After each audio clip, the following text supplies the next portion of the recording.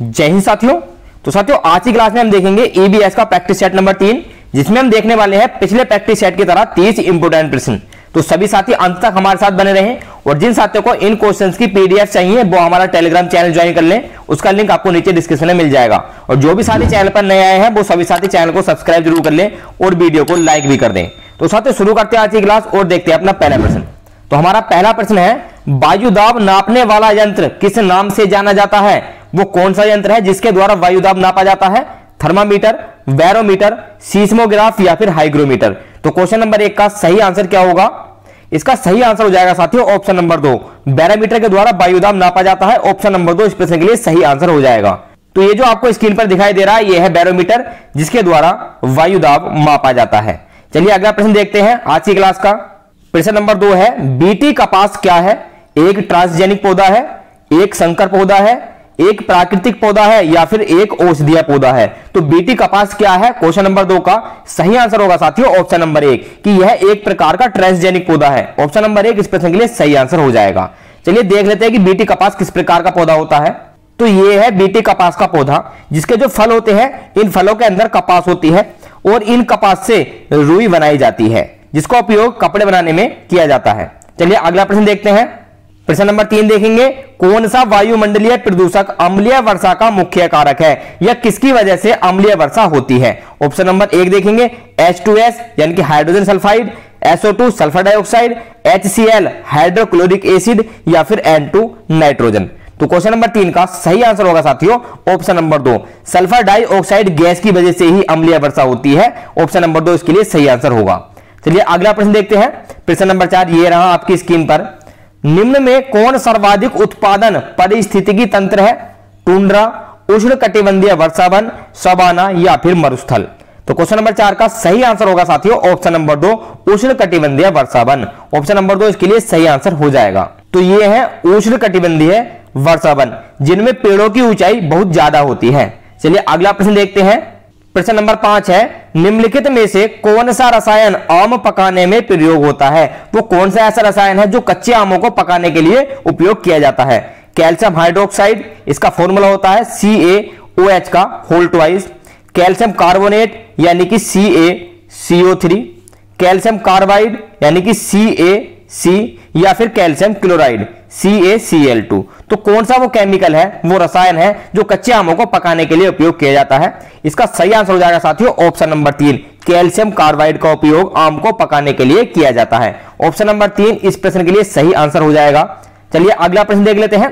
प्रश्न नंबर 6 ये रहा आपकी स्क्रीन पर, कौन सी बीमारी दूषित जल पीने से फैलती है? टाइफाइड, एड्स, एनीमिया या फिर टिटेनस। वेरी वेरी इंपोर्टेंट आपका ये क्वेश्चन हो जाता है। तो क्वेश्चन नंबर 6 का सही आंसर होगा साथियों, दूषित जल पीने से टाइफाइड हो जाता है, जिसको हम आंत्र ज्वर के नाम से भी जानते हैं। आंतों का बुखार इसको कहा जाता है। तो ऑप्शन नंबर 1 इस प्रश्न के लिए सही आंसर हो जाएगा। तो आइए देखते हैं कि टाइफाइड किस प्रकार होता है। तो दूषित जल में साल्मोनेला टाइफी नाम का एक जीवाणु उपस्थित होता है और इसी के कारण टाइफाइड रोग होता है। साल्मोनेला टाइफी, क्वेश्चन ये भी पूछा जा सकता है कि टाइफाइड रोग किस जीवाणु के कारण होता है? तो साल्मोनेला टाइफी के कारण होता है। अब इसके लक्षण क्या होते हैं? तो जीभ पर व्हाइट यानी कि सफेद चकत्ते पड़ जाते हैं। हमारी जीभ का जो अग्रभाग है वो थोड़ा सफेद टाइप का हो जाता है और हमारी स्किन पर, स्टोमक एरिया पर हमारे लाल धब्बे आ जाते हैं, लाल धब्बे पड़ने लगते हैं, जिसको टाइफाइड होता है उसको। तो ये लक्षण होते हैं टाइफाइड के। चलिए अगला प्रश्न देख लेते हैं। प्रश्न नंबर 7 देखते हैं, निम्नलिखित में से कौन सी ग्रीन हाउस गैस नहीं है? साथियों नहीं वाले क्वेश्चन को ध्यान से पढ़ना है। तो N2O nitrous oxide, CO2 carbon dioxide gas, CO carbon monoxide या फिर CH4 मीथेन। तो ये भी हमारी ग्रीन हाउस गैस है, कार्बन डाइऑक्साइड भी ग्रीन हाउस गैस है और CH4 यानी कि मीथेन भी हमारी ग्रीन हाउस गैस है। तो एक ही गैस बच जाती है कार्बन मोनोऑक्साइड, यह हमारी ग्रीन हाउस गैस नहीं है। तो ऑप्शन नंबर 3 इस प्रश्न के लिए सही आंसर हो जाएगा। चलिए अगला प्रश्न देखते हैं। प्रश्न नंबर 8 ये रहा आपकी स्क्रीन पर, इनमें से कौन द्विबीजपत्री पौधा है? केला, बांस, गन्ना या फिर सरसों। तो द्विबीजपत्र का मतलब होता है जिसमें 2 बीज पत्र होते हैं इस तरीके से। तो क्वेश्चन नंबर 8 का आंसर होगा साथियों ऑप्शन नंबर 4, सरसों द्विबीजपत्री पौधा है। ऑप्शन नंबर 4 इस प्रश्न के लिए सही आंसर हो जाएगा। चलिए देख लेते हैं कि 2 बीजपत्र और 1 बीजपत्र किस प्रकार के ये दिखाई देते हैं। तो जो आप स्क्रीन पर दिखाई दे रहे हैं यह है 1 बीजपत्री। ये क्या है? एक बीजपत्री है, क्योंकि इसमें एक ही बीजपत्र आपको दिखाई दे रहा है। अब द्विबीजपत्री देख लेते हैं कि द्विबीजपत्री किस प्रकार का होता है। तो ये है द्विबीजपत्री, इसमें साफ साफ हमें एक बीजपत्र ये रहा और दूसरा बीजपत्र ये रहा, तो ये होता है द्विबीजपत्री पौधा। चलिए अगला प्रश्न देखते हैं।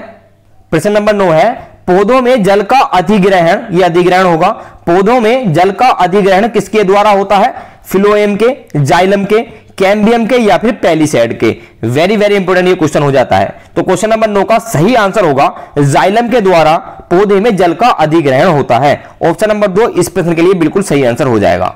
चलिए अगला प्रश्न देख लेते हैं। प्रश्न नंबर 10 ये रहा आपकी स्क्रीन पर। कौन सा प्रथम साहित्य स्रोत है? कौन सा प्रथम साहित्य स्रोत है? सामवेद, ऋग्वेद, यजुर्वेद या फिर अथर्ववेद? तो क्वेश्चन नंबर 10 का सही आंसर होगा option number 2 Rigveda. Option number 2 इस प्रश्न के लिए सही आंसर हो जाएगा। और अगर वेदों में बात करें कि सबसे प्राचीन वेद कौन सा है, तो वो भी हमारा हो जाएगा ऋग्वेद। चलिए अगला प्रश्न देखते हैं। प्रश्न नंबर 11 आज की क्लास का हमारा, वायुमंडल में 99% भाग पर किन दो गैसों का विस्तार है? ऑक्सीजन एवं नाइट्रोजन, ओजोन एवं ऑक्सीजन, कार्बन डाइऑक्साइड एवं ओजोन या फिर आर्गन एवं ओजोन? तो वायुमंडल में ऑक्सीजन एवं नाइट्रोजन इन दोनों गैसों का अगर परसेंटेज मिला दें तो लगभग 99% बैठेगा। तो ऑप्शन नंबर 1 ही इस प्रश्न के लिए सही आंसर हो जाएगा। चलिए अगला प्रश्न देखते हैं। प्रश्न नंबर 12 आज के प्रैक्टिस सेट का, ये रहा आपकी स्क्रीन पर। पर्यावरणीय अध्ययन में शैक्षणिक भ्रमण का मूल उद्देश्य क्या है? कि पर्यावरण के अध्ययन में छात्रों को शैक्षिक भ्रमण क्यों कराया जाता है? इसका मूल उद्देश्य क्या है? छात्रों के लिए प्रत्यक्ष अनुभव, बच्चों की ऊर्जा को विकसित करना, सामाजिक को बढ़ावा देना या फिर टीम भावना को बढ़ाना? तो साथियों, जो शैक्षिक भ्रमण कराया जाता है उसका प्रमुख उद्देश्य है कि छात्रों के लिए वास्तविक प्रत्यक्ष अनुभव प्राप्त हो। ऑप्शन नंबर 1 इसके लिए सही आंसर हो जाएगा। क्योंकि साथियों, पढ़ी हुई चीजों से ज्यादा जो हम आंखों से देखते हैं वो चीजें हमें अच्छे से याद रहती हैं, इसलिए प्रत्यक्ष अनुभव के लिए पर्यावरण अध्ययन में भ्रमण कराया जाता है। चलिए अगला प्रश्न देखते हैं। प्रश्न नंबर 13 ये रहा आपकी स्क्रीन पर। कार्य की रूप से शुष्क मिट्टी की क्या विशेषता है? पौधों को प्रकाश पर्याप्त नहीं मिलता है, उसमें अधिक जल होता है, मिट्टी में लवण सांद्रता अधिक होगी या फिर मिट्टी कठोर होती है? तो क्वेश्चन नंबर 13 का सही आंसर क्या होगा? इसका सही आंसर होगा साथियों शुष्क मिट्टी में लवण सांद्रता अधिक होती है। तो ऑप्शन नंबर 3 इसके लिए सही आंसर हो जाएगा। प्रश्न नंबर 14 देखेंगे आज की क्लास का। सतत और व्यापक मूल्यांकन क्यों आवश्यक है? कि सतत और व्यापक मूल्यांकन किस लिए किया जाता है?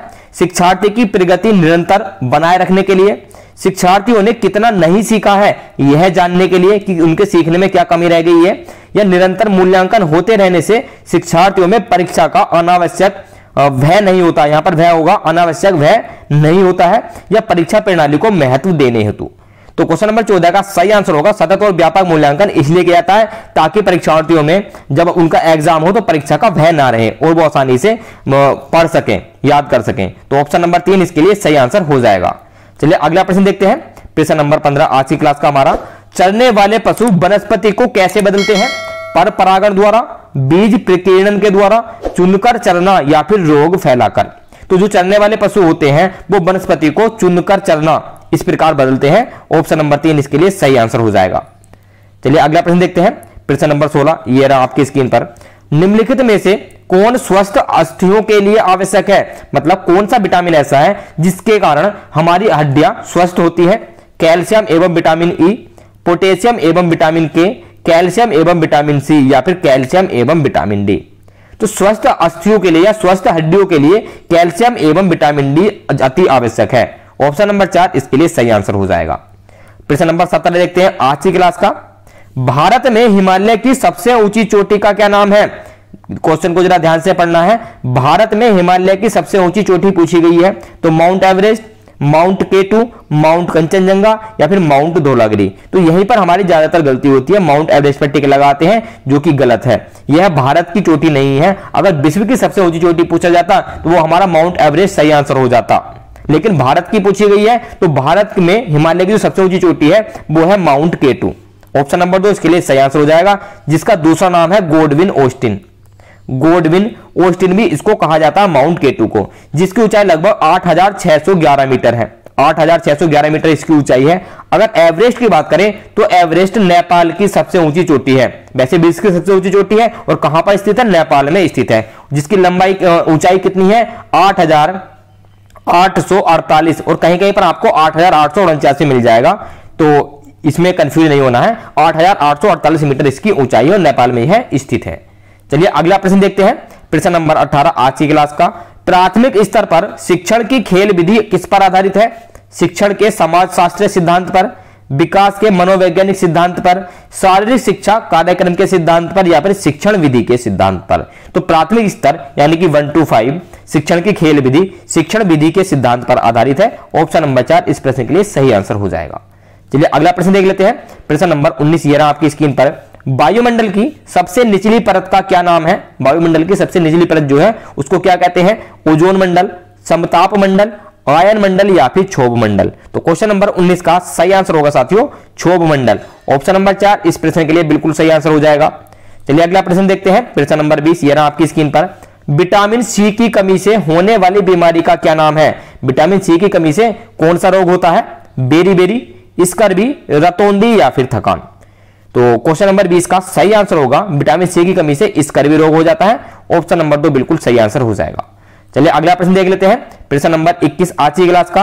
भारत की प्रथम महिला आईपीएस अफसर कौन है? वेरी इंपोर्टेंट क्वेश्चन हो जाता है और आई थिंक सभी को इसका आंसर पता होगा, बहुत ही आसान क्वेश्चन है। पद्मजा नायडू, प्रतिभा पाटिल, किरण बेदी, या फिर हंसा मेहता। तो जी हां इसका आंसर हो जाएगा ऑप्शन नंबर 3 किरण बेदी पहली आईपीएस अफसर महिला अफसर थी। तो ऑप्शन नंबर 3 इस प्रश्न के लिए बिल्कुल सही आंसर हो जाएगा। चलिए अगला प्रश्न देख लेते हैं, प्रश्न नंबर 22 आज की क्लास का। ये रहा आपकी स्क्रीन पर। असम का प्रसिद्ध है, असम का प्रसिद्ध एक सींग वाले गैंडे वाला वन्य जीव अभ्यारण्य कौन सा है? तो असम में वो कौन सा वन्य जीव अभ्यारण्य है जो प्रसिद्ध है और एक सींग वाले गैंडे के लिए जाना जाता है?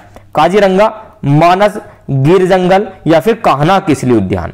तो क्वेश्चन नंबर 22 का सही आंसर हो जाएगा option number 1 Kaziranga national park. इसे यह एक सींग वाले गैंडे के लिए जाना जाता है और यह असम राज्य में स्थित है। तो ऑप्शन नंबर 1 इस प्रश्न के लिए बिल्कुल सही आंसर हो जाएगा। चलिए अगला प्रश्न देख लेते हैं, प्रश्न नंबर 23 ये रहा आपकी स्क्रीन पर। निम्नलिखित में से कौन सा आग्नेय चट्टान का उदाहरण है? चूना पत्थर, बेसाल्ट, सिलेट, या फिर ग्रेफाइट। तो आग्नेय चट्टान का उदाहरण है बेसाल्ट। ऑप्शन नंबर 2 इस प्रश्न के लिए बिल्कुल सही आंसर होगा। चलिए अगला प्रश्न देखते हैं, प्रश्न नंबर 24 आज की क्लास का। पृथ्वी के वातावरण की किस सतह में ओजोन परत पाई जाती है? वेरी इंपोर्टेंट ये क्वेश्चन आपके लिए हो जाता है कि पृथ्वी के वातावरण की किस सतह में ओजोन परत पाई जाती है जो हमारी अल्ट्रावायलेट रेज यानी कि यूवी रेज से रक्षा करती है? स्ट्रेटोस्फीयर, ट्रोपोस्फीयर, मेसोस्फीयर, या फिर आयनोस्फीयर। तो क्वेश्चन नंबर 24 का सही आंसर होगा स्ट्रेटोस्फीयर। ऑप्शन नंबर 1 इस प्रश्न के लिए सही आंसर हो जाएगा। इसी में हमारी ओजोन परत पाई जाती है। चलिए अगला प्रश्न देखते हैं, प्रश्न नंबर 25 ये रहा आपकी स्क्रीन पर। सिख धर्म के संस्थापक निम्न में से कौन है? किसने सिख धर्म की स्थापना की थी? गुरु गोविंद सिंह, गुरु तेग बहादुर, गुरु अर्जुन देव, या फिर गुरु नानक देव। तो सिख धर्म के संस्थापक हैं गुरु नानक देव। ऑप्शन नंबर 4 इस प्रश्न के लिए बिल्कुल सही आंसर होगा। चलिए प्रश्न नंबर 26 देख लेते हैं आज की क्लास का। भूकंप की तीव्रता नापने का यंत्र कौन सा है? सीस्मोग्राफ, फ्रीजियोग्राफ, कार्डियोग्राफ, या फिर बैरोग्राफ। तो भूकंप की तीव्रता नापी जाती है सीस्मोग्राफ से। ऑप्शन नंबर 1 बिल्कुल सही आंसर हो जाएगा। प्रश्न नंबर 27 देखते हैं। दक्षिणी गोलार्ध का सबसे लंबा दिन किस दिन होता है? 21 जून को, 21 मार्च को, 23 सितंबर को, या फिर 22 दिसंबर को। तो दक्षिणी गोलार्ध का जो सबसे लंबा दिन होता है वो होता है साथियों 22 दिसंबर को। ऑप्शन नंबर 4 इस प्रश्न के लिए सही आंसर होगा। चलिए अगला प्रश्न देखते हैं, प्रश्न नंबर 28 ये रहा आपकी स्क्रीन पर। सत्यार्थ प्रकाश के लेखक का क्या नाम है? वेरी इंपोर्टेंट क्वेश्चन हो जाता है। सत्यार्थ प्रकाश किसके द्वारा लिखी गई है? स्वामी विवेकानंद जी के द्वारा, स्वामी दयानंद सरस्वती जी के द्वारा, राजा राम मोहन राय के द्वारा, या फिर मदन मोहन मालवीय के द्वारा।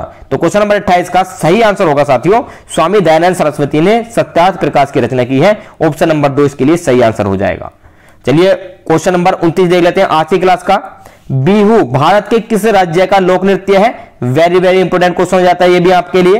तमिलनाडु, राजस्थान, असम, या फिर उत्तर प्रदेश। तो बिहू असम राज्य का लोक नृत्य है। ऑप्शन नंबर 3 इसके लिए सही आंसर हो जाएगा। चलिए अगला प्रश्न देख लेते हैं, प्रश्न नंबर 30 और आज की क्लास का हमारा लास्ट प्रश्न होने वाला है। खाद्य श्रृंखला के परस्पर समूह को क्या कहा जाता है?